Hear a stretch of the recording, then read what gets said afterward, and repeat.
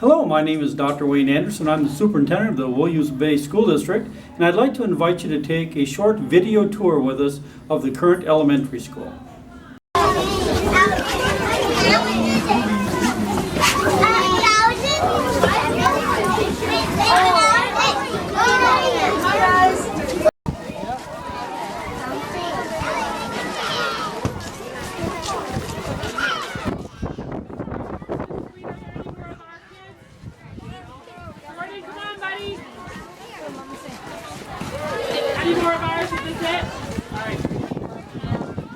Hello, my name is Jake Landgraf. What you're looking at here is a usual day at the elementary school for the pickup line. As you can see, there's a combination of cars and students that leads to a pretty dangerous situation. You often have students who are trying to leave the school and get to vehicles, and vehicles that are trying to leave, and congestion is just a huge issue. Later on in the video, you can see that there's an intersection kind of by the church and the school.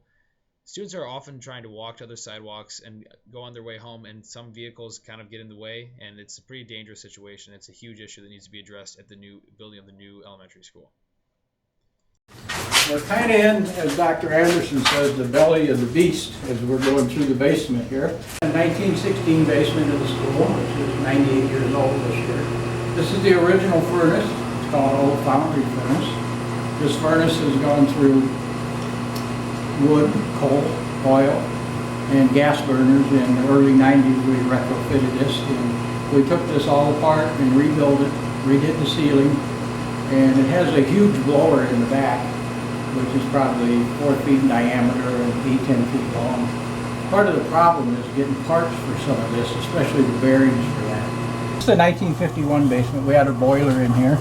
We took that out in the late 80s.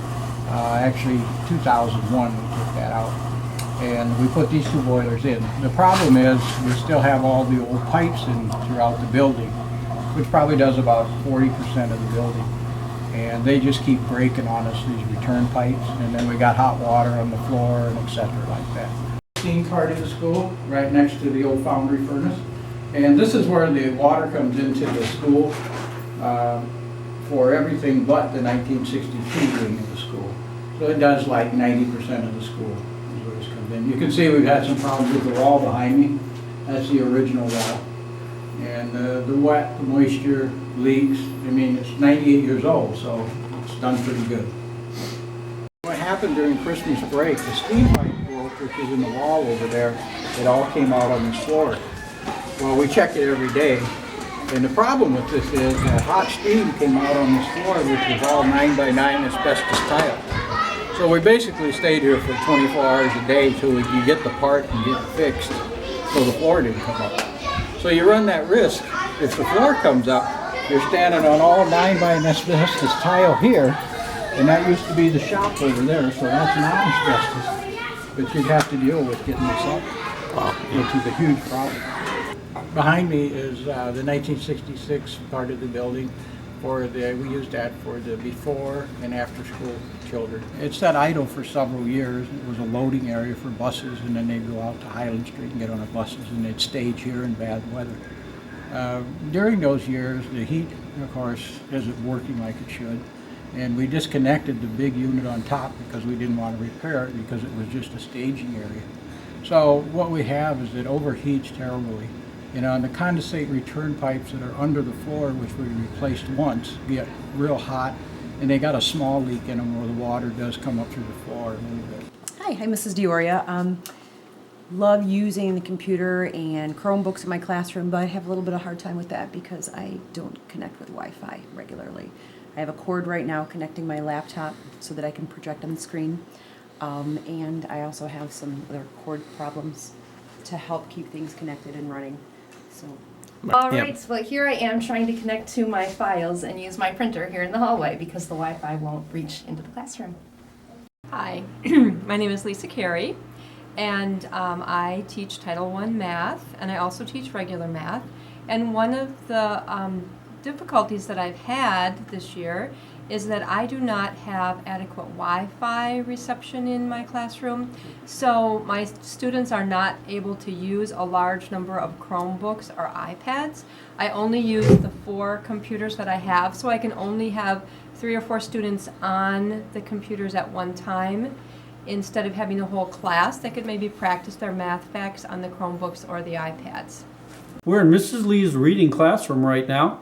In 1962, this was actually the chemistry classroom, but obviously when we moved to the new high school, we didn't need it as a chemistry room, so now we've reconverted it to a reading classroom, but the room was never designed for that. So you can see some of our old chemistry tables here.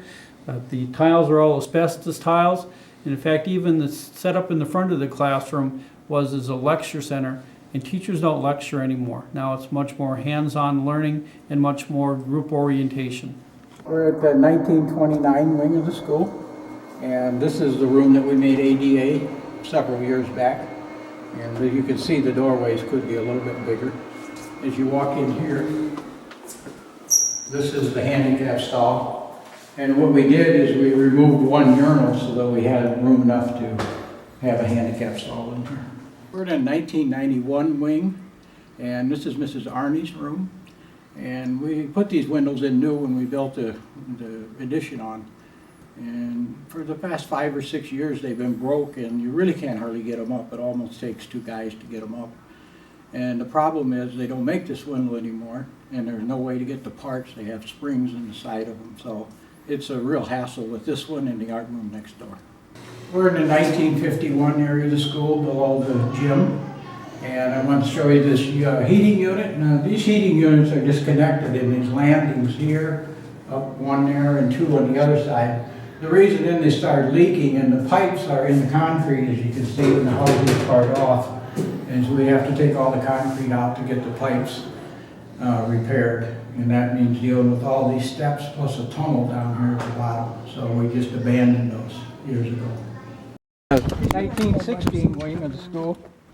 And what happened to this back, we're going to say, late 70s, early 80s, that wall actually fell out. So what they did is they poured a concrete wall there and put bricks over top of it.